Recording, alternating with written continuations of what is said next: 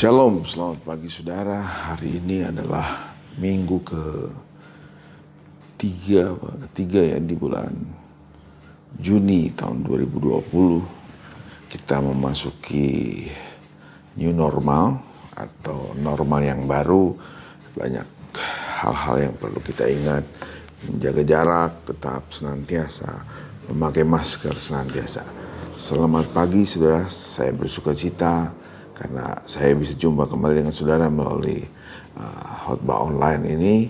Dan saya berharap saudara tetap semangat di dalam Tuhan, kuat di dalam Tuhan, karena kekuatan kita hanya bersumber daripada Tuhan. Mari kita naikkan sebuah lagu saudara sebelum ibadah Minggu Gereja Kristen Pertestan Injil di Indonesia di Dayakolot.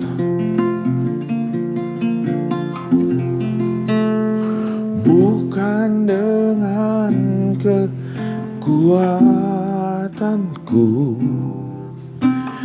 ku dapat jalani hidupku, tanpa Tuhan yang di sampingku ku tak mampu sendiri. Engkaulah kuatku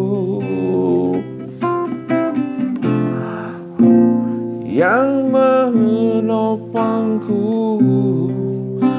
Ku pandang wajah-Mu dan berseru, pertolongan ku dapat dari-Mu. Peganglah tanganku, jangan lepaskan.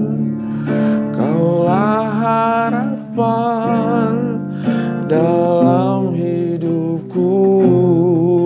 Ku pandang wajah-Mu dan berseru, pertolongan dapat dari-Mu.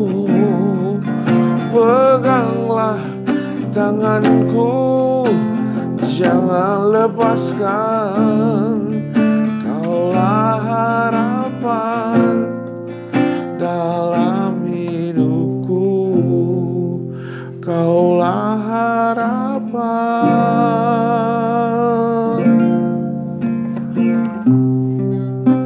dalam hidupku. Haleluya. Kaulah sumber kekuatan kami, ya Allahku, ya Rajaku, Yesusku. Kami bersyukur padamu Tuhan. Haleluya. Terima kasih Tuhan. Bapa, kami bersyukur buat pagi hari ini. Kami ada karena Engkau ada. Terpujilah nama-Mu Tuhan. Dan sebentar kami Tuhan mendengarkan firman Allah.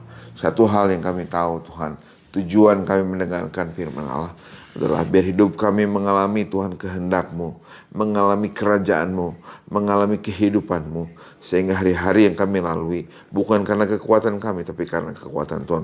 Urapi setiap jemaat yang mendengarkan firman Tuhan, bahkan siapa saja yang nonton Tuhan ibadah online ini, nama Tuhan dimuliakan. Terima kasih Tuhan buat pagi hari ini. Dalam nama Yesus kami siap mendengarkan firman Tuhan. Urapi hamba-Mu bisa menyampaikan isi hati-Mu. Haleluya, amin.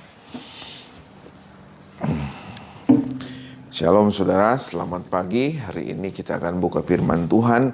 Kita lanjutkan pelajaran. Kalau kemarin minggu yang lalu kita diajarin jangan beri kesempatan kepada iblis.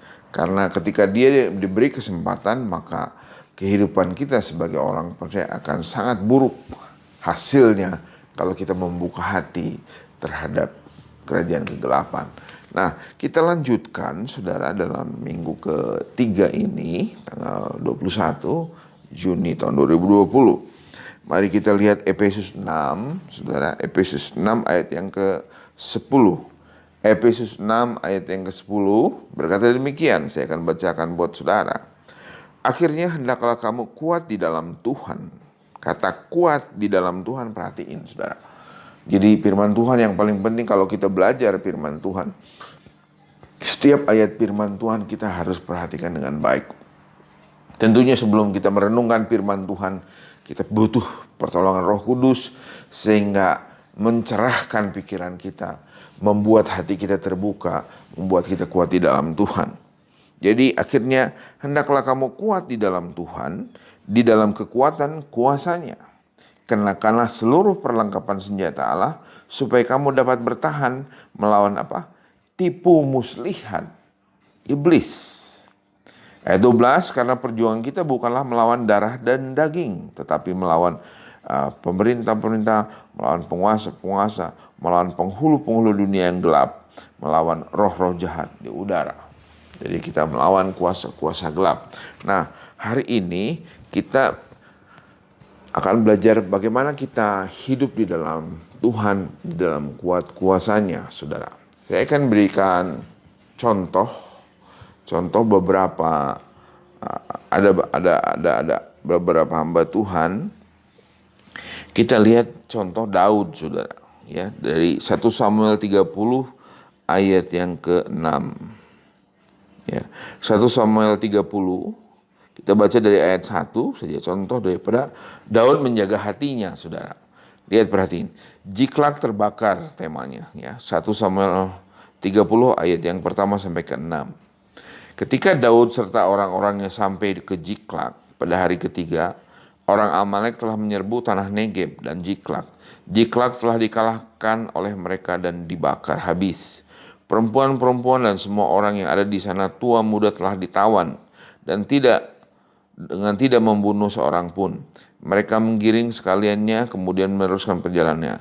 Ketika Daud dan orang-orang sampai di kota, tampaklah kota itu terbakar habis. Istri mereka serta anak mereka yang laki-laki dan perempuan telah ditawan.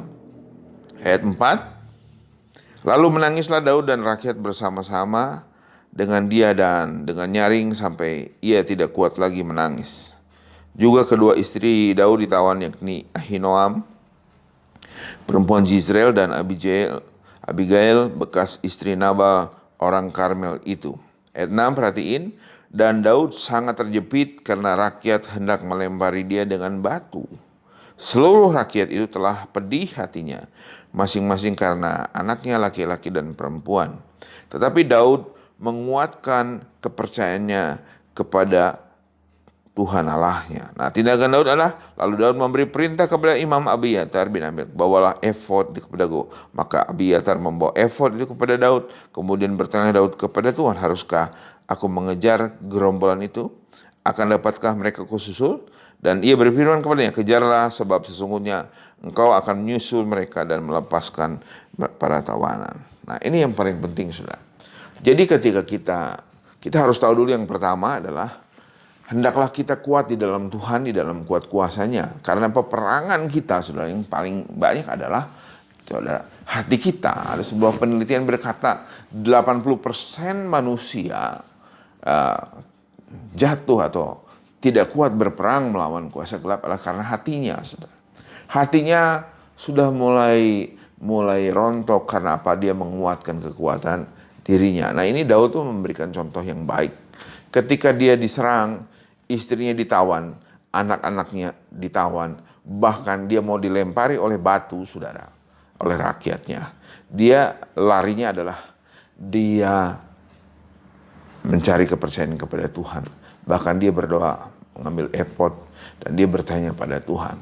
Ini langkah yang pertama. Jadi harus pertama yang kita sadari adalah ketika kita hidup dalam kehidupan kita sehari-hari, terutama di masa-masa sulit seperti ini, kita harus menjaga hati, saudara, ya. Menjaga hati, dikatakan gini, akhirnya ayat 10, akhirnya hendaklah kamu kuat di dalam Tuhan. Apa itu?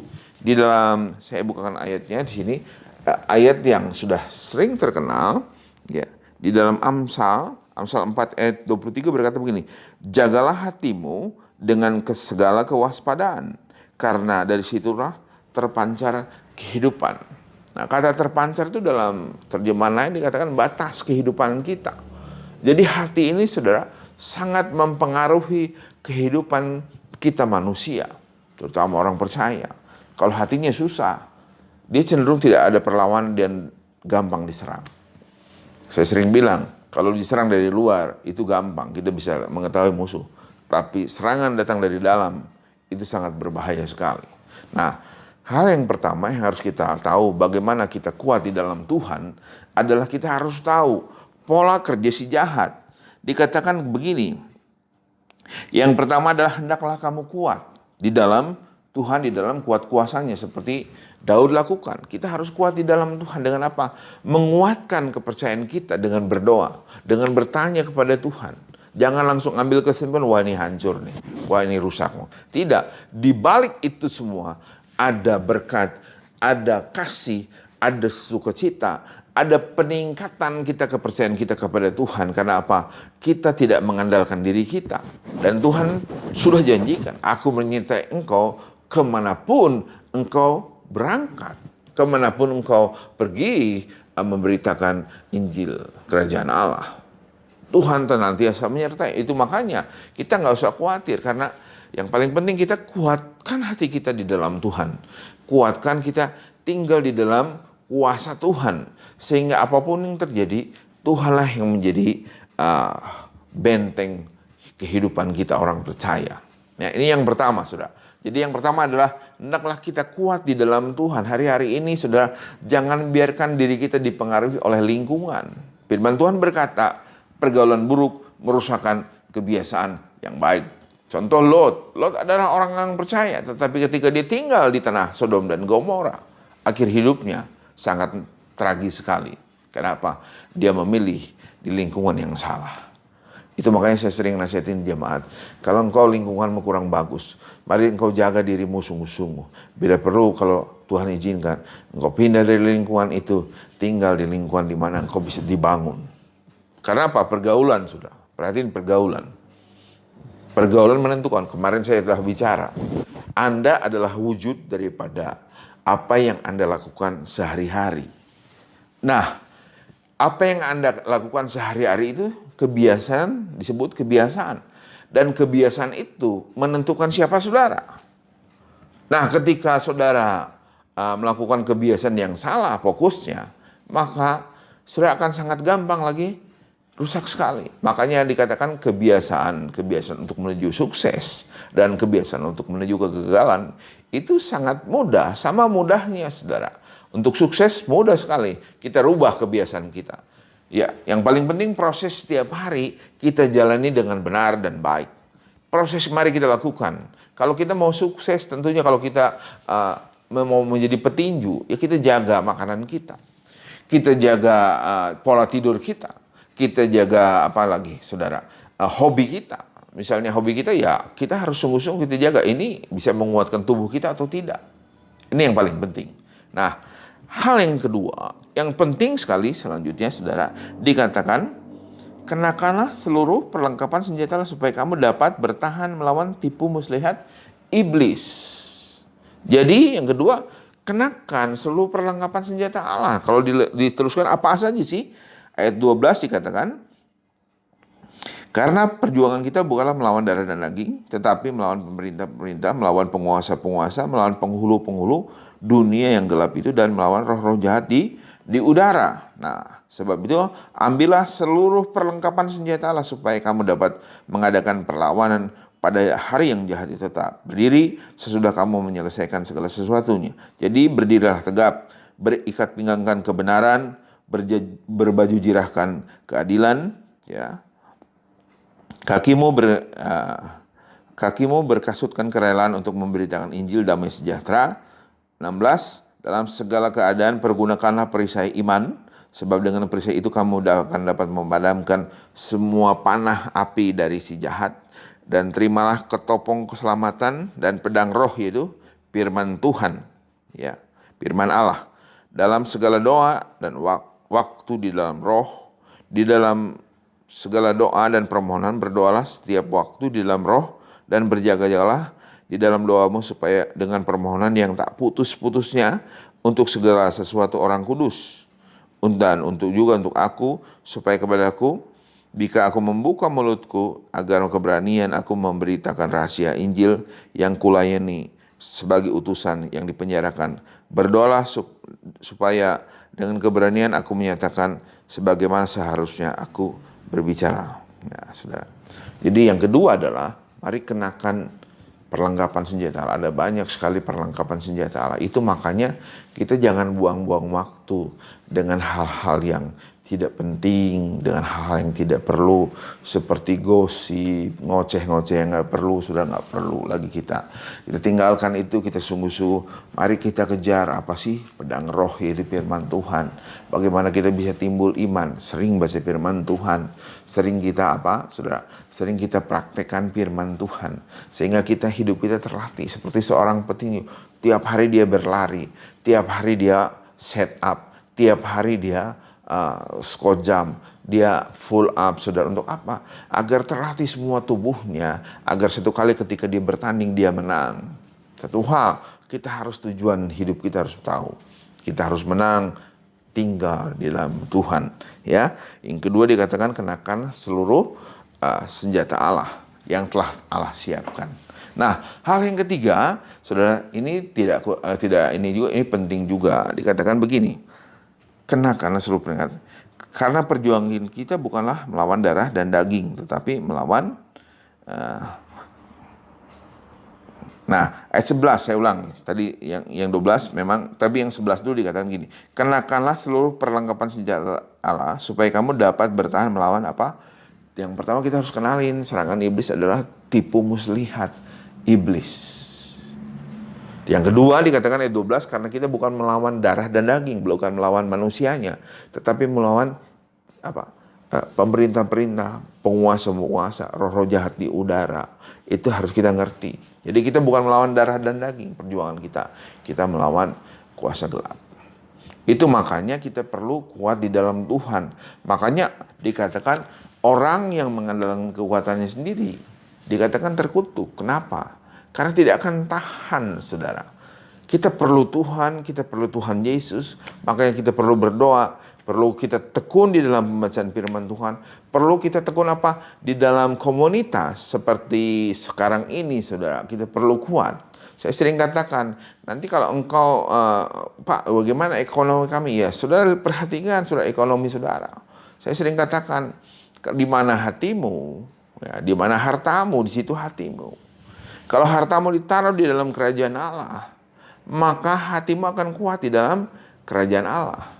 Ada banyak orang percaya, wah Pak, untuk makan aja sulit. Saya kasih tahu, saudara, Tuhan tidak kurang bijaksana, tidak kurang pintar untuk menolong saudara di dalam keadaan apapun. Ini firman Tuhan. Jadi seringkali yang saya amenkan adalah bagaimana Tuhan menyuruh saya, itulah yang saya praktekkan. Yang paling penting, apa yang Tuhan firmankan, saya terima dan saya lakukan. Itu, saudara. Jadi yang pertama dikatakan tadi, akhirnya kita harus kuat di dalam Tuhan. Yang kedua adalah kenakan seluruh perlengkapan senjata Allah. Karena peperangan kita bukan melawan apa-apa, tapi melawan tipu muslihat iblis, saudara. Tipu muslihat, ingat. Yang ketiga adalah kita bukan melawan darah dan daging, tetapi melawan roh-roh jahat di udara. Itu yang paling penting. Nah, ayat yang terakhir saya mau bagikan buat saudara agar tidak panjang. Saudara, sengaja saya khotbah enggak panjang-panjang agar satu yang saya rindu. Saudara terima firman Tuhan dengan baik. Ya. Lihat Lukas 21 ayat 34. Lukas 21 ayat 34 berkata demikian. Jagalah dirimu supaya hatimu jangan syarat oleh pesta pora dan kemabukan serta kepentingan-kepentingan duniawi, dan supaya hari Tuhan jangan dengan tiba-tiba jatuh ke atas dirimu seperti suatu jerat.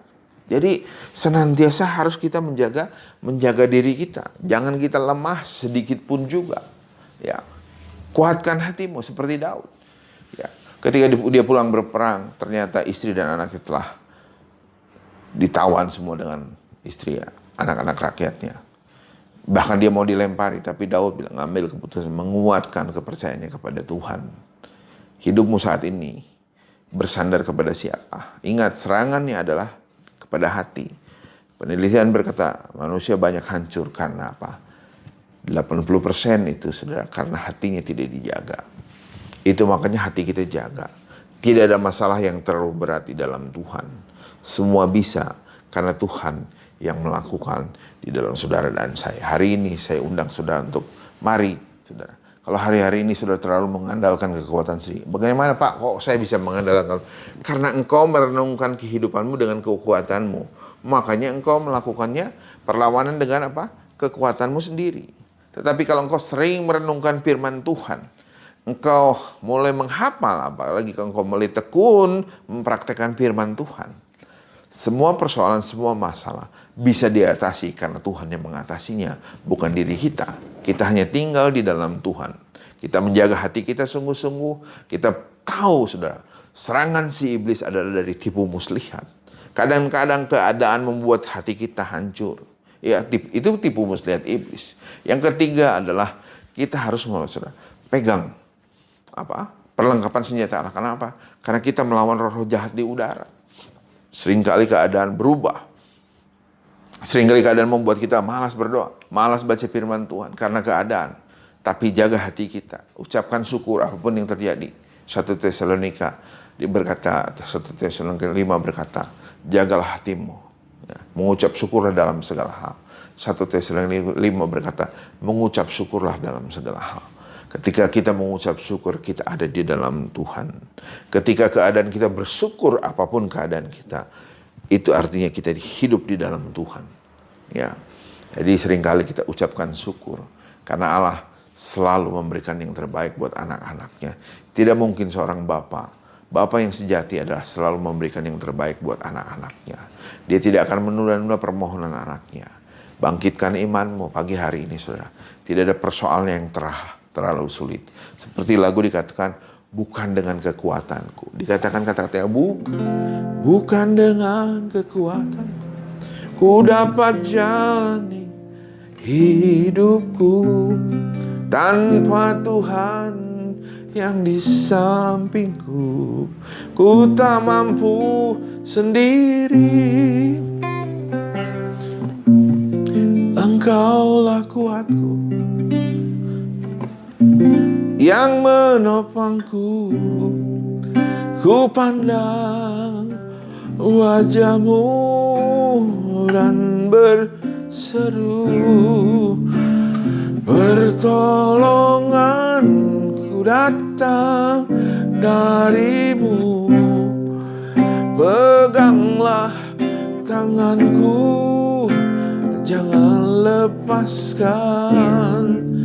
Kaulah harapan dalam hidupku.